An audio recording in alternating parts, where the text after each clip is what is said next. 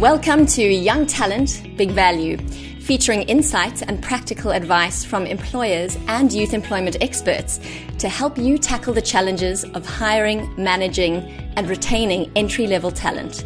I'm your host, Gina Stoltz.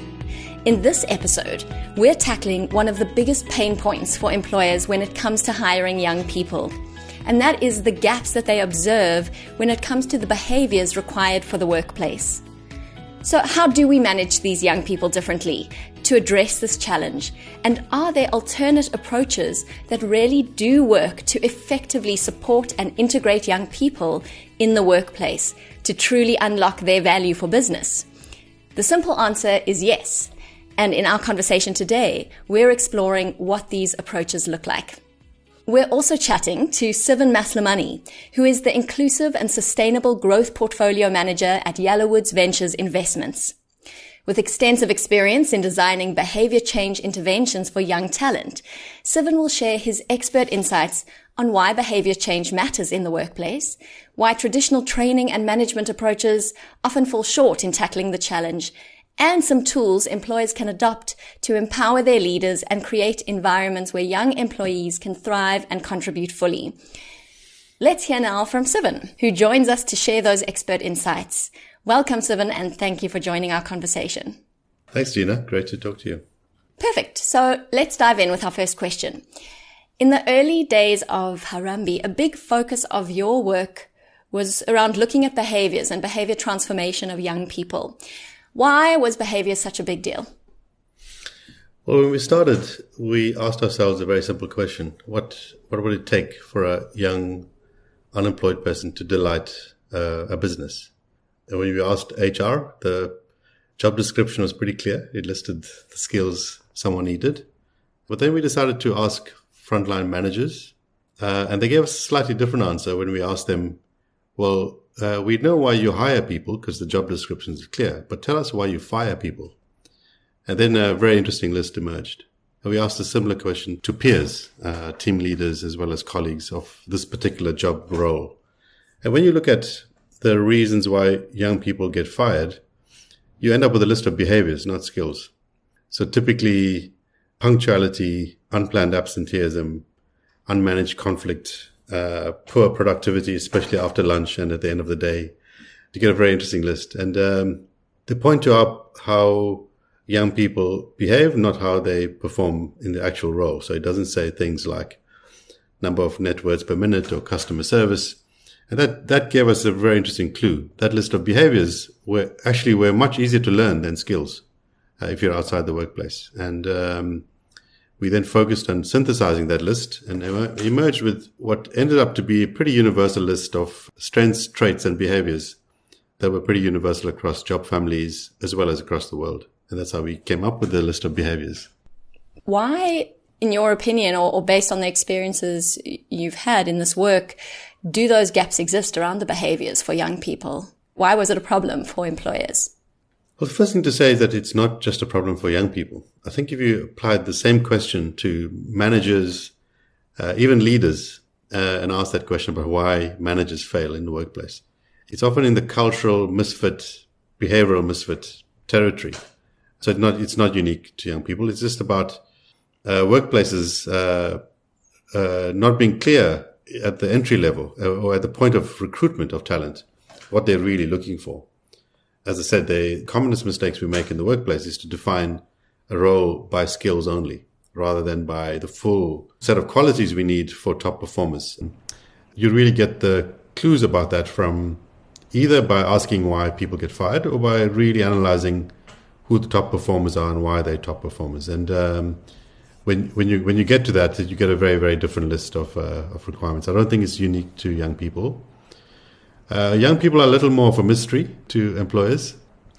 They already have a bad reputation before they come in, largely because they're inexperienced. They feel a little more unmanageable.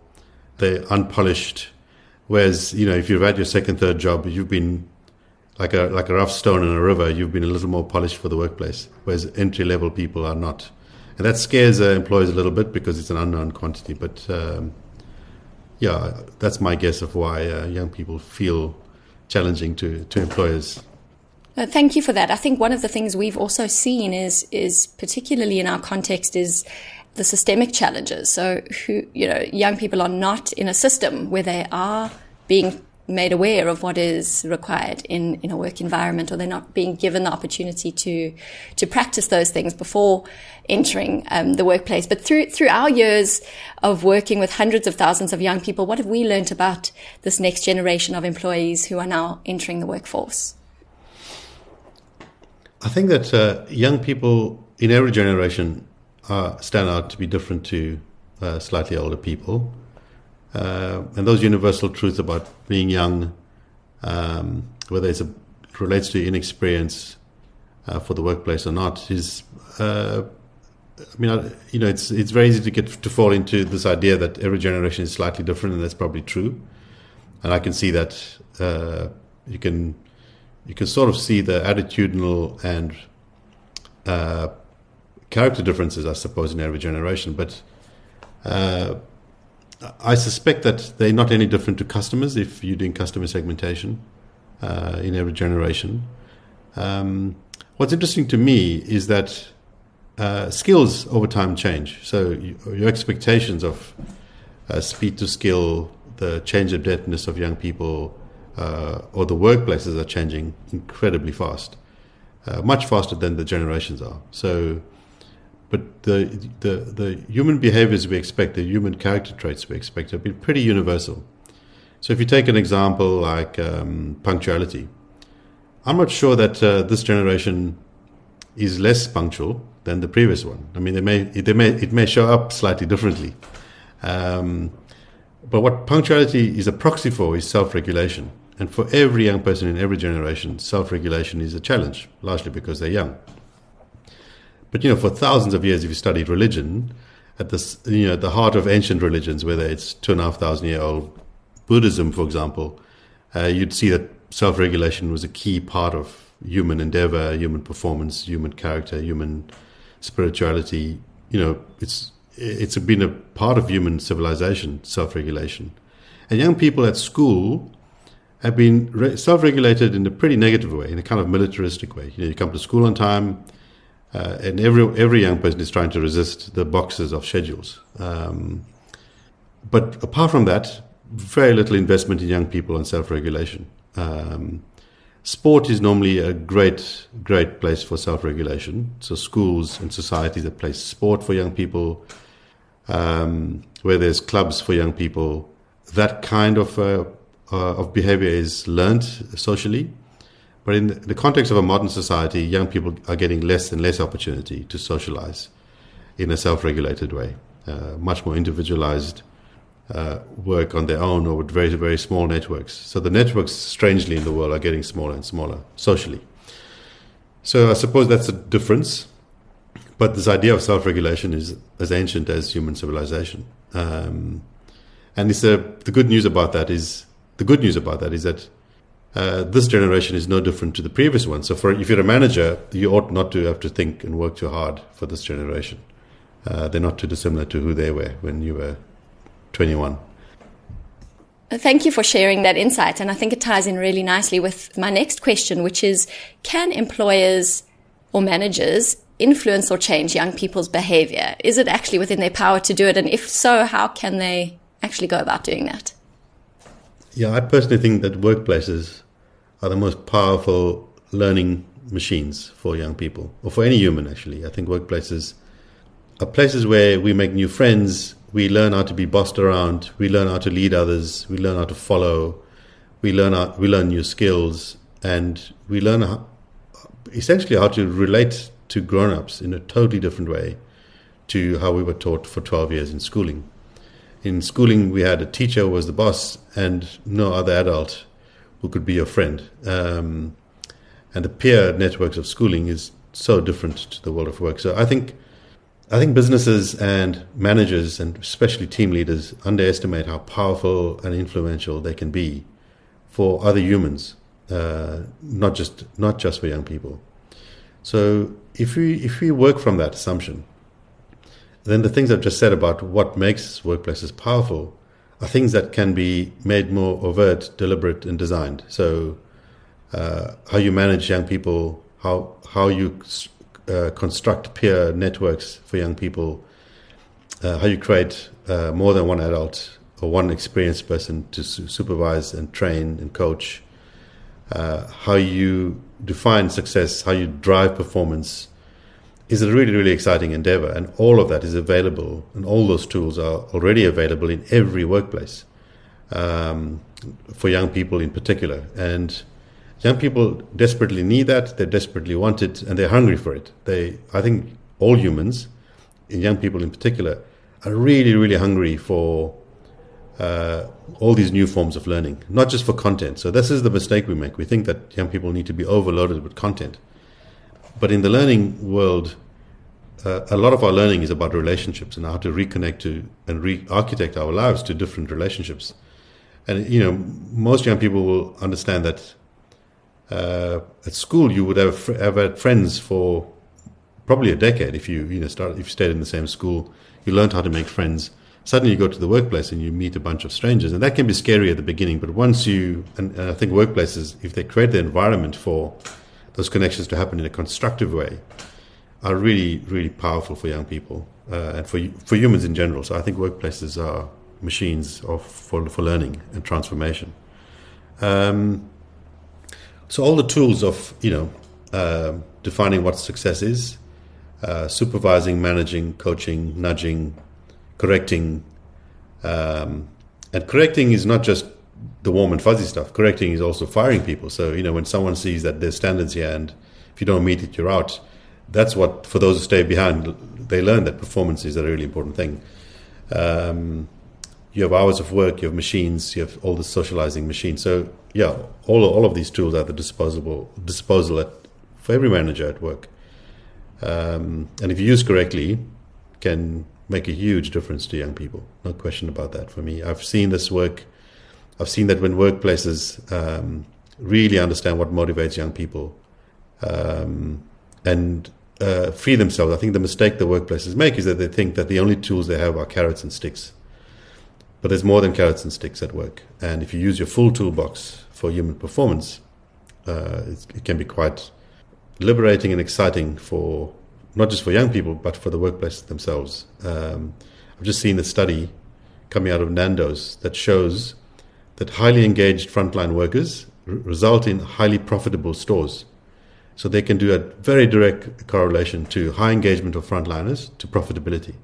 So this is not what workplaces give out of generosity to young people. It's a virtuous cycle that if you have highly engaged young people, you'll have more profitable stores.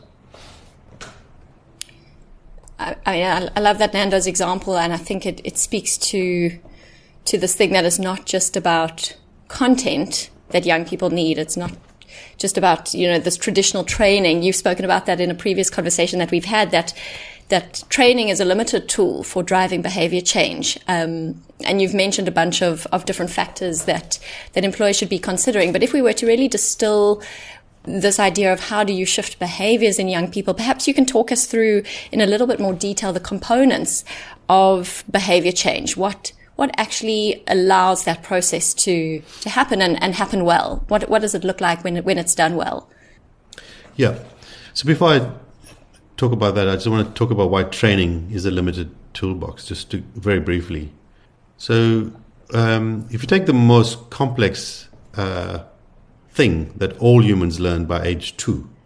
So, unless you have a severe disability, 99% of humans by age 2, over 200,000 years, have learned the language of their mother. And they don't learn that by training.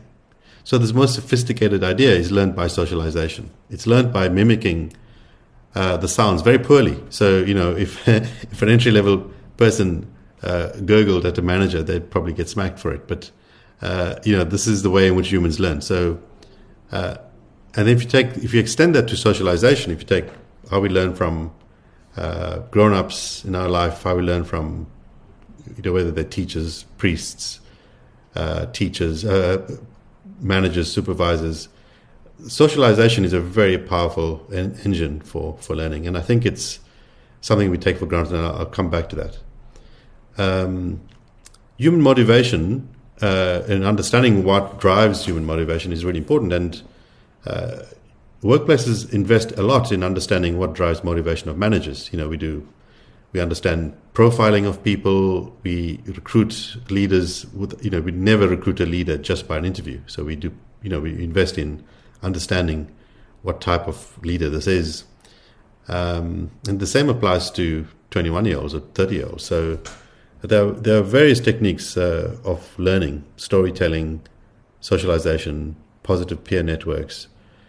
Training is I would say, the bluntest tool for human endeavor humans have. It was invented in the First World War, and it was designed to train women how to make bombs while the men were at war. So workplaces have unfortunately overused that technique. I'm not saying it's not important. I'm just saying it's one of the tools in the toolbox. In terms of behavior change, and this is relatively new, so it's a relatively new science, understanding behavior change. We, up until recently, have lived with the misconception that humans are entirely rational, that if I say, please come to work on time at 8 o'clock, that you'll come to work on time. And if I explain to you why you should come to work on time, then you'll come to work on time. And if you don't come to work on time, I'll explain harder why and give you the reasons to come to work on time. So rationalization is an assumption, and economists studied this over 30 years now, 40 years, and understood that we make decisions and choices as human beings in a very irrational way. And I think that this is very hard to accept. So the first thing to do is to embrace this idea that we are irrational beings and we make choices. And this is not only applied to young people, by the way. It applies to all humans, old, young, leaders, CEOs, as well as entry-level people. We are equally fallible to the irrationality of choice-making. And we can see it in the sort of globally understood example at the moment is why, despite knowing the evils of sugar, for example, we just cannot resist having sugar. And shifting our habits of diet, of fitness, have been hard for everybody across the globe. And it's not any different for young people. The good news is that we are starting to understand how you can change that. And there is no silver bullet, but there's a kind of playbook that you can borrow pretty quickly. So you don't need to be a PhD in behavioral science. So the good news is that while this sounds complicated, that we're irrational beings, the good news is that we're starting to see evidence that of an emerging practice where you can, if you're a manager, change the behavior of a young person without having qualifications in this. So there's an emerging playbook. It's not a silver bullet. It's not a foolproof recipe, but it is a playbook of techniques one can use. And if I had to describe it very crudely on a podcast rather than on a flip chart, I would say that the way to think about this is that we make choices by how choices are presented to us. So we call this architecture of choice. So the good example is if you're laying out a buffet and you want people to eat salad, if you put the salad at the end of the buffet, it's less likely that people will put salad on a plate that's already filled with meat and starch. But if you want them to eat salad, without explanation, simply put the salad at the front of the buffet, and then people are more likely to choose the salad. And this is scientific research. So that's architecture of choice, where you put the salad. So what that means is that what you think is important in the workplace should be architected and placed in front of young people. So this example about why people get fired, don't make it a mystery to people. So tell people what success looks like in the workplace and don't define it by skills. So define success and make it upfront. Just put it out there. And make sure that when you define success, it's not a long list of 25 things. There's a reason why there's only 10 commandments and not 25. So when you have a list of success, make sure it's a succinct and prioritized list of success. Don't make it a long list, because we understand that humans can't remember too many things. So define the main things and define the 3 to 5 things that are really important in the world of work and make that visible, make that clear. I would even recommend writing it on the wall so everyone understands that in this place, these are the behaviors that matter. So that's one thing. Define success and architect it. Put it up front. Put it at the front of the buffet. Don't put it at the back. The second thing is provide regular feedback loops. So people want to know when they're choosing the salad that they are choosing the right amount of salad. So you want people to give them feedback. And this is the manager giving you feedback, your peers giving you feedback, and you're all saying, hey, well done. You're choosing the right thing.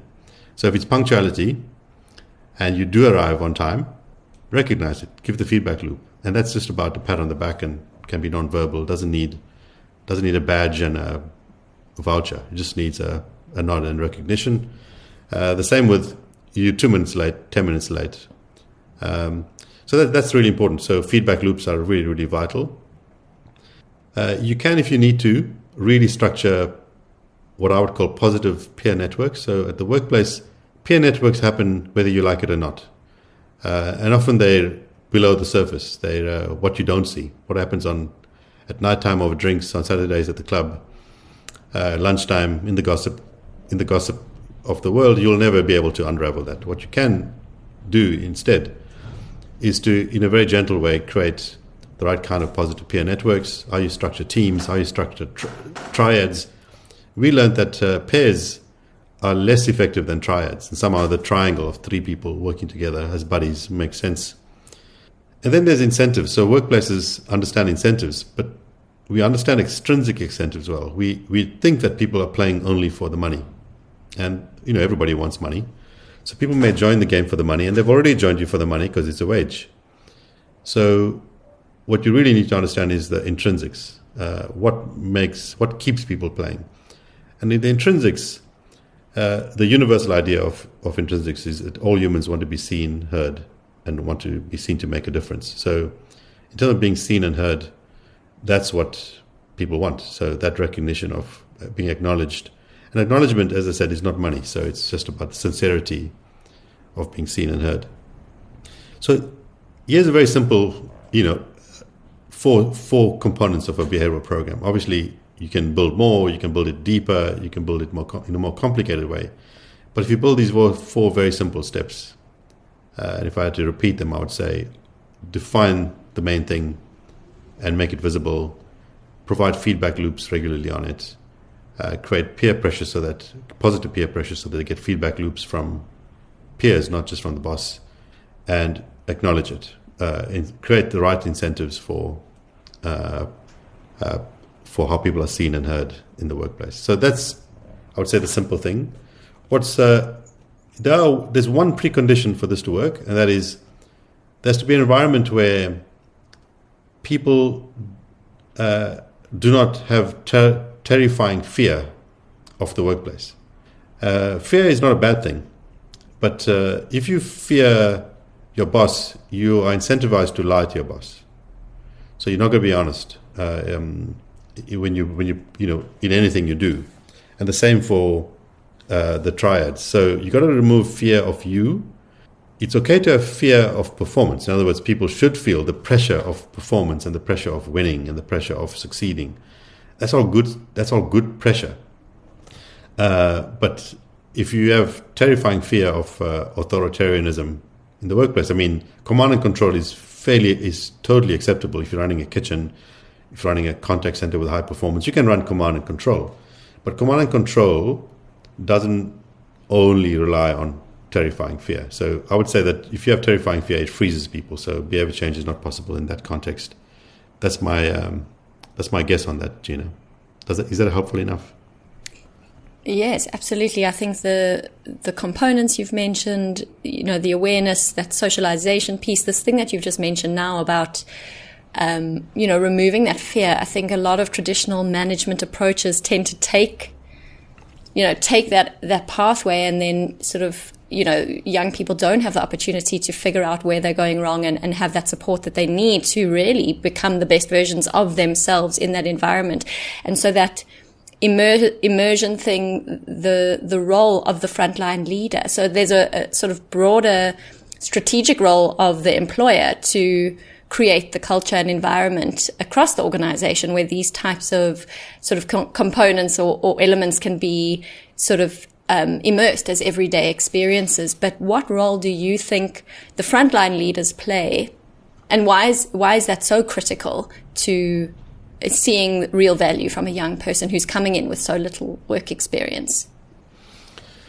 So the frontline manager, team leader, sees the young person the most in their performance. So they're the closest look over their shoulder on what they're doing, and therefore are best placed to support, enable, and keep them within the boundaries of success. So, one of the things that all of us need are the right boundaries, right? So, and this is the art of being a good manager. So if you set the boundaries too tightly, you restrict performance. If you set it too loosely, you create a kind of free-for-all type environment. So for a good frontline manager, you need to understand that firstly, you're taking a young person on a journey. The first 3 months, define the boundaries that are achievable. Define the success that's achievable.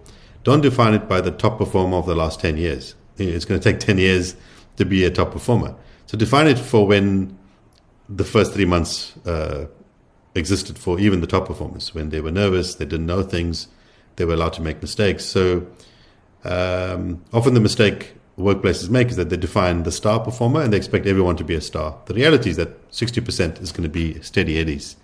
So define the steady eddy 3 months window and then expand the stretch over time. So I think team leaders, like great coaches of sports teams, understand that. And there's the biggest gift you can give, and I would trade out all training for this, is feedback. Someone who, when I say feedback, the mistake we make is that we think that praise is feedback, but actually too much praise is a bad thing. So you've got to praise the action, not praise the person. So this is a common mistake we make as parents, as teachers, as coaches, as frontline managers. The example I give is that I've had a Tai Chi instructor for 10 years and he's never once praised me, but he's never once shamed me either. So between praising and shaming, there's very gentle fixing of saying, how about changing that? How about changing that? I think that frontline managers are the only people actually who can do that for young people. So be that type of coach and be that type of frontline manager. And if you do, I guarantee you as a frontline manager, you'll go far as a manager. I think that frontline managers also play a key role in filtering the pressure and fear that may come from the top. So, top leaders are under pressure, so that no one takes away pressure for them. But frontline managers can filter and protect young people from the wrong pressure, either from peers or from the top. So great middle managers are brilliant at managing the top for their teams. And then I think that frontline managers, this is something it's a mistake I've made all my life and I'm trying to learn this. So it's terrifying for a manager in a workplace to get involved in the personal lives of young people, because people's personal lives are demanding. People face death and trauma and complicated family situations. So as a frontline manager, you're tempted to say, I don't really want to get involved. And what that does is that it blocks you out from really understanding the full person. I think there's a space in which you can say, yes, there's a boundary. You cannot be involved in people's trauma and their family pressure. But that doesn't mean that you shouldn't understand what motivates this person, what's putting them under stress and strain. Because if you don't understand this, you will struggle to not just manage them, but to manage performance in the workplace. I learned this from a woman in Kroonstad who manages train drivers in the railways. And she said that unless you understand who's under stress today, you will put people on the wrong job. And this company have put train drivers under stress, and they've caused the largest accidents in the world. Literally, I'm not exaggerating. One of the largest accidents in the world was caused by a driver being paired with someone who was having an affair with his wife.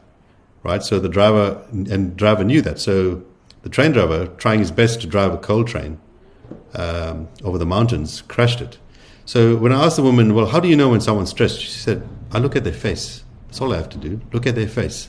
So I think frontline managers, if they pay attention to, just who's having a really, really bad day today, not to give them the day off, but to really be empathetic. So I think frontline managing is tough, but can be very rewarding if you pay attention to all those dimensions.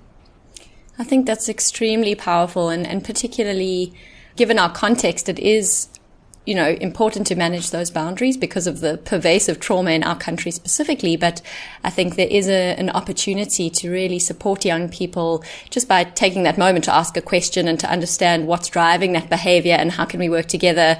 How can we, find a solution to help you fix that choice that you've made in that moment? So the power that comes with being a frontline manager to really capacitate and grow young people is a really exciting thing, as well as challenging as it is. And I think there's an additional layer, which is what responsibility do employers have at an organizational level to capacitate their frontline leaders to really drive and support behavior change and transformation in young people. So there's lots of complexity and lots of layers, but in fact, at the core of it are those 4 simple components that, you can mix and match and adapt over time, but with just that slightly different approach to some of the traditional thinking, you can really enhance a young person's performance and retention in your organization. So thank you for sharing those insights with us today. I think you've shared a lot of really powerful things and examples as well, which speak into all the insights you've given us. So to close us out, I would love to ask you, what is one question that you would challenge employers to ask themselves as they grapple with this challenge of managing and integrating young people?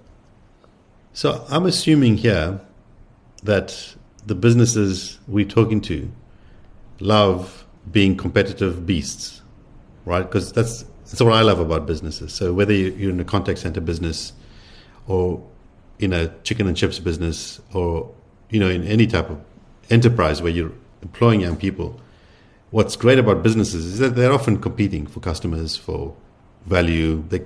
They're competitive. My question is, if that's true to a manager, is how much are you maximizing the asset of people to compete in the world? I'm asking them to really think deeply about, are they thinking of young people in particular as just functional? In other words, they're just there to do the job for the day? Or are they deploying them at their full potential? So I think young people are not a problem to be solved. I think young people are a solution. Their power, their talent, they need to be unleashed on the world. And the recent study I'm talking about is in South Africa, where when unleashed, they drive profitability. And it's a very simple transaction. It's a transaction that your customer, seeing a happy person, will be happier to be in your restaurant rather than in a restaurant where the staff are glum. And asking what drives happiness is not about money. It's about engagement. So my question is, are you really, really maximizing the asset and the value of young people to compete in the world of work? Not for charity, not because they need your help, not because you should feel sorry for them, not because you're doing them a favor, not because of CSI, but because this is probably your best asset you have in the workplace. Thank you. That is a perfect question to leave with our listeners today. Siven, thank you so much for joining us. It's been great to have you on our podcast, and we hope to be able to chat with you again. Fantastic. So to our listeners, what new approaches will you try to find your win-win to feed your talent pipeline? If you've got any questions from our conversation today, need more information, or have your own success story to share, get in touch with us at podcast@harambe.co.za and join our forward-thinking learning community as we continue to find solutions together.